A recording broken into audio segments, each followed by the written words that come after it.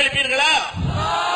நாங்கள் எந்த கட்சியை சேர்ந்தவர்களாக இருந்தாலும் அதை மறந்துவிட்டு எங்கள் சமுதாய முன்னேற்றத்திற்கான ஒரு கோரிக்கை என்ற காரணத்தினால் காங்கிரஸ் அரசாங்கம் 2 தேர்தலிலே வாக்குறுதி தந்தார்கள். கடந்த தேர்தலில் தந்தார்கள், அதற்கு முந்தையும் தந்தார்கள், இடஒதுக்கீடு தருவோம் என்று. 10 ஆண்டு முடியக்கூடிய நேரத்தில் கூட இன்னும் அதற்கு ஒரு துரும்பை எடுத்து போடவில்லை. அப்ப அந்த கோரிக்கை நிறைவேற்றும் விதமாக ரங்கநாத் மிஸ்ராவுடைய கமிஷனை ஏற்று 10% இடஒதுக்கீடு தருவோம் என்று காங்கிரஸ் அறிவித்தால் காங்கிரஸ் பல அதிசயத்தை நீங்கள் சந்திக்கும்.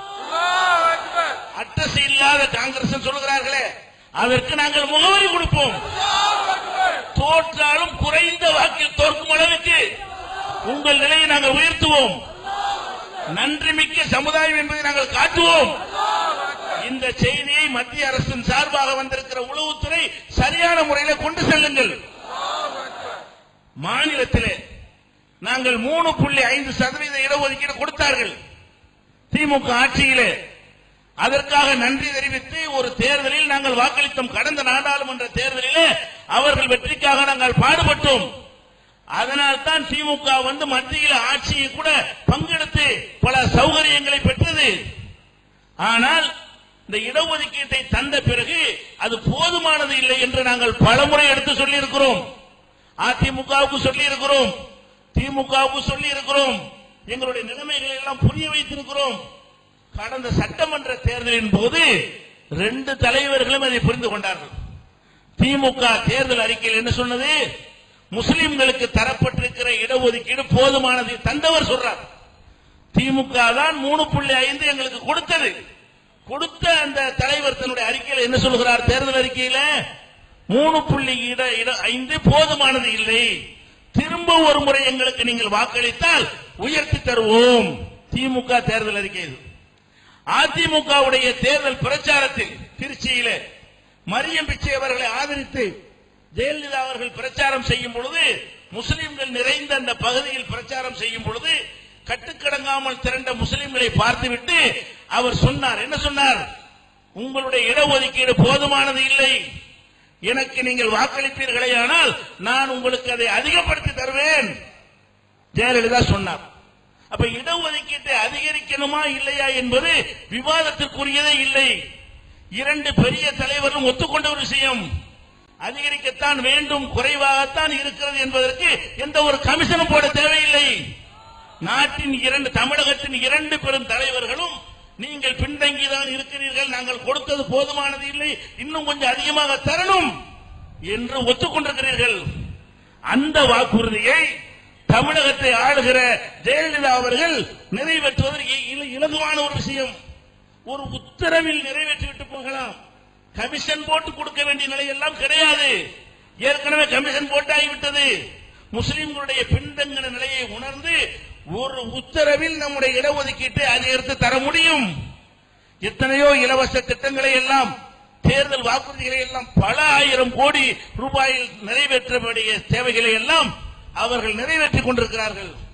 இந்த இடஒதுக்கீட்டு கோரிக்கை நிறைவேற்றினால், எங்களுக்கு அதிகப்படுத்தி தந்தால், வருகிற நாடாளுமன்ற தேர்தலில் எங்கள் அத்தனை பேருடைய வாக்குகளும் அதிமுகவுக்கு தருவோம். தருவது மாத்திரமல்ல, அந்த வாக்குகளை கொண்டு வந்து சேர்ப்பதற்காக நாங்கள் பம்பரமாய் சுழன்று பணியாற்றுவோம். நாங்கள் நன்றிமிக்க சமுதாயம்.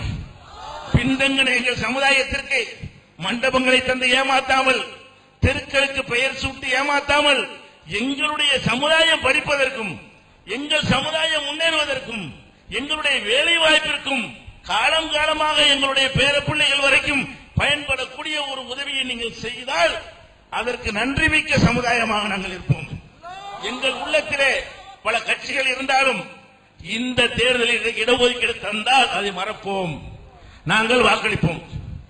தரவில்லை என்று சொன்னால், வருகிற நாடாளுமன்ற தேர்தல் நடவடிக்கைகள் நடைமுறைக்கு வருவதற்கு முன்னால் இடஒதுக்கீடு தரவில்லை என்று சொன்னால், தருவதற்கான வாய்ப்பு இருந்தும் தரவில்லை என்று சொன்னால், தருவதாக வாக்குறுதி கொடுத்த பிறகும் தரவில்லை என்று சொன்னால், எல்லா வாக்குறுதி நிறைவேற்றிவிட்டு எங்கள் வாக்குறுதியை மட்டும் குப்பை தொட்டியில் போடுவது என்று முடிவு செய்தால், வருகிற நாடாளுமன்ற தேர்தலிலே அதிமுகவுக்கு எதிரான கடும் நிலைப்பாட்டை நாங்கள் எடுப்போம்.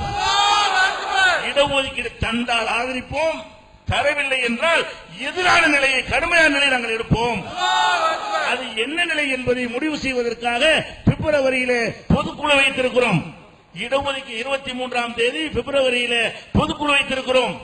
அதற்கு முன்பாக தேர்தல் நடத்தை விதிகள் அமலுக்கு வருவதற்கு முன்பாக இந்த ஆட்சியாளர்கள் இடஒதுக்கீடு தர வேண்டும். ஓட்டுக்காக இல்லாவிட்டாலும் இந்த மக்களை பாருங்கள், வெயில்ல நிற்கிற மக்களை பாருங்கள், முதியோர்களை பாருங்கள், பெண்களை பாருங்கள்.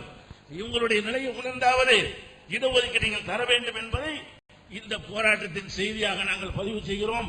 நாங்கள் இந்த கூட்டத்தை வைத்து அதிமுகவிட்டையோ காங்கிரசிடமோ திமுகவிடமோ சீட்டு கேட்க மாட்டோம், நோட்டு கேட்க மாட்டோம், பட்டம் பதவிகள் கேட்க மாட்டோம்.